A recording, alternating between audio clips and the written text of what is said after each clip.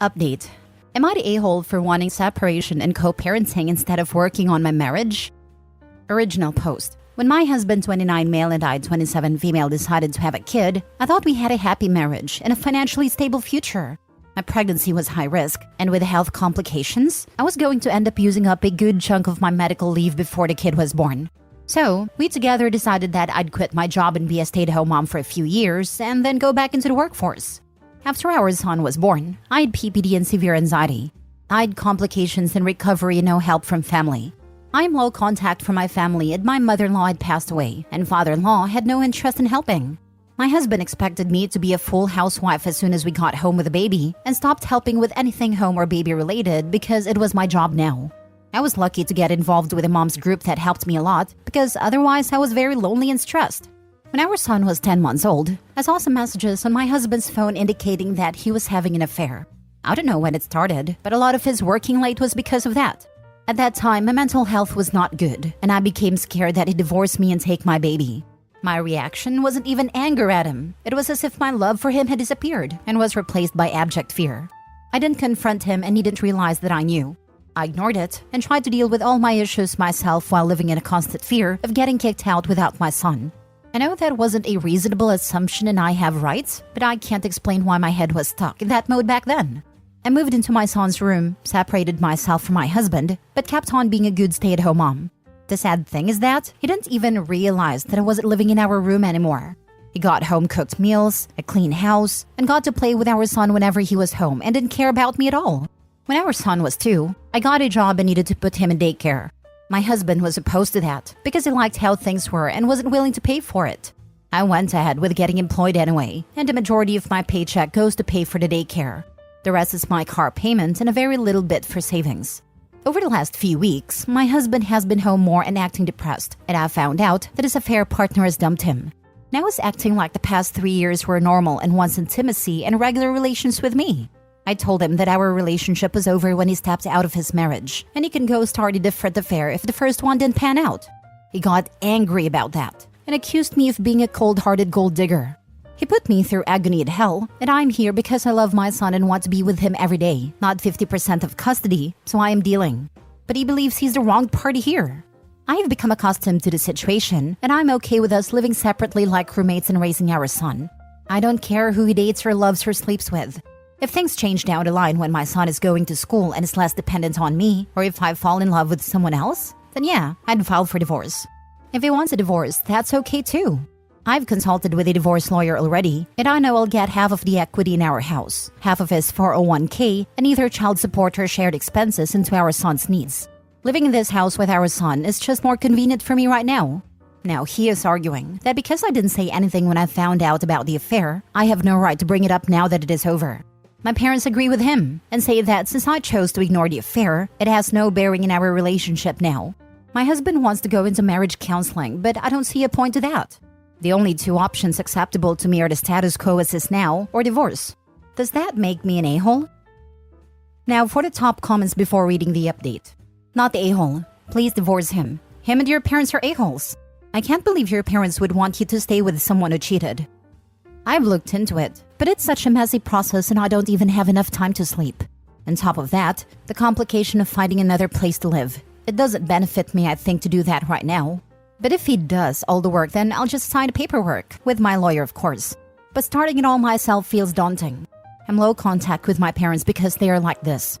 He reached out to them and I know they're not right, but it's hard to ignore doubts. Would I be morally wrong if I stick around for another few years so I have 100% custody and also comfortable living while my baby's so little?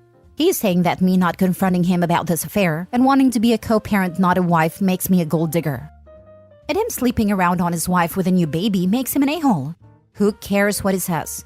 Do what you need to do too and ignore the idiots around you. Good luck. Not the a-hole. That's not how it works.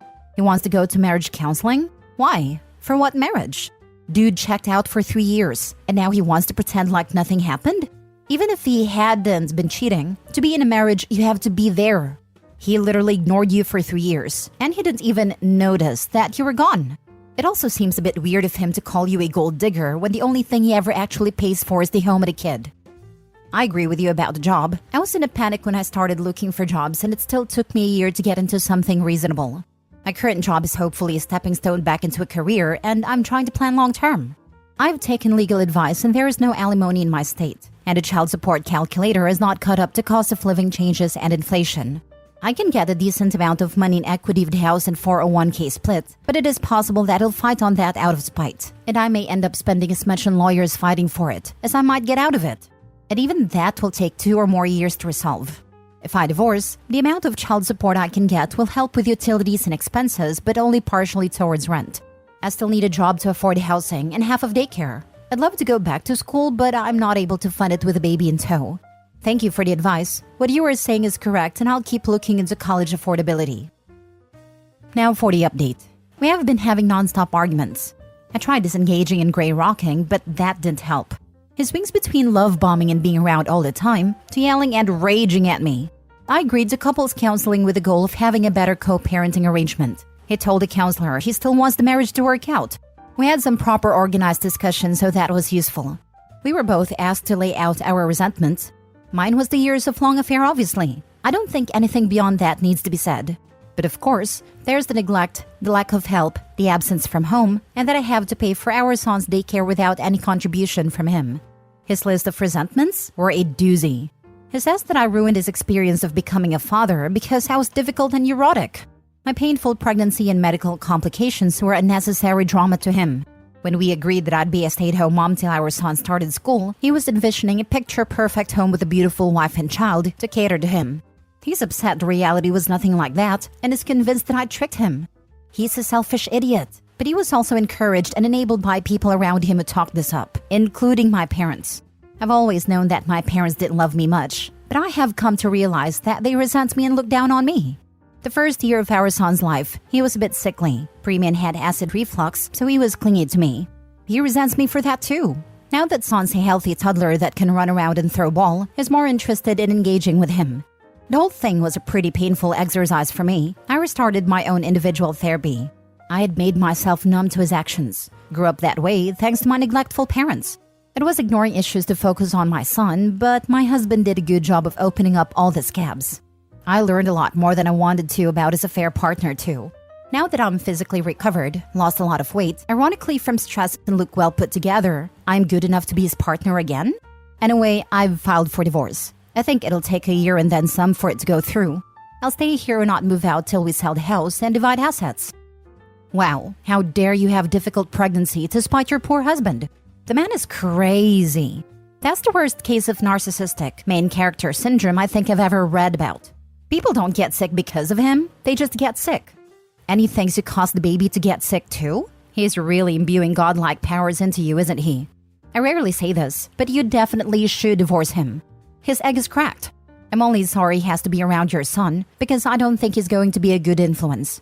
It's good that you've started therapy for yourself individually, because you deserve to have a loving husband down the road, but I'm concerned about how you choose men. I mean, your current husband is so out there that I don't get how you didn't see him coming from a mile away. Sometimes people pick spouses who are like their parents, even if that parent was abusive in some way. I hope you get to a place where you find a good guy, because you deserve it. And he thinks you caused the baby to get sick too. No, it was more like he thought the baby wanting to be with me and not reaching out for him was something I was training him to do. I followed a certain method told our son right after feedings to minimize discomfort from his GERD symptoms, and his dad just wouldn't get hang of it. So obviously, the baby wants to be with the one giving him comfort, versus the dad who wanted to bounce him and worsen his gastro pains. But my husband was determined to find fault, so that has to be my fault, not the lack of care from him. Your current husband is so out there that I don't get how you didn't see him coming from a mile away. That is something I don't understand myself. We were pretty happy together before I got pregnant. He was a helpful, loving husband, very excited about becoming a father. I think your soon-to-be ex-husband is a classic narcissist, and now you see his true face. The great time you had with him together was just a mask. He is now showing his true colors, and I applaud you for leaving him. Good job, and my nosy self is so curious what your couple's counselor said to all of his BS. Our counselor tries to put everything as a question instead of making statements.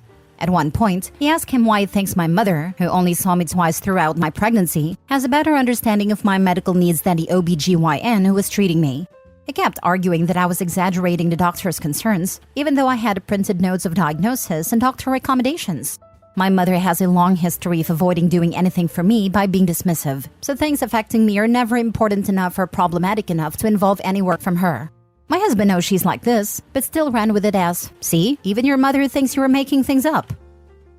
Last story. Would I be the a-hole if I didn't stay and raise an SA baby? So me and my wife have been together for 5 years and married for 1. We were trying for a baby, but we had recently stopped after she had a miscarriage. So I'll say about 2 to 3 months ago, she got SA'd. She was very bad off, would barely let me touch her and everything. I got her into therapy. She quit her job, so I've been the only income. I was very sad this was happening to her. Then 3 to 4 weeks ago, she told me she was pregnant and it was her attacker. I asked what she plans to do, and she said to keep it, and will hope I raise it with her. I said I wouldn't, and I don't think she should keep it either. My sister was the product of an awful relationship and no one ever really loved her but me.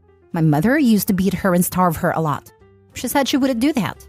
I told her I'm not saying you would, but you may have some resentment towards the child and children can sense that. She got mad and said she wouldn't do that. I just told her okay. She asked again if I would help her raise the child. I told her to let me think about it. So I did, and I told her I would as long as I get it in writing, that if we ever, which I hope not, divorced, then I would not have to pay for that child. I would like the role as a stepfather rather than a real one, and that I would want my own kid as well a few years later.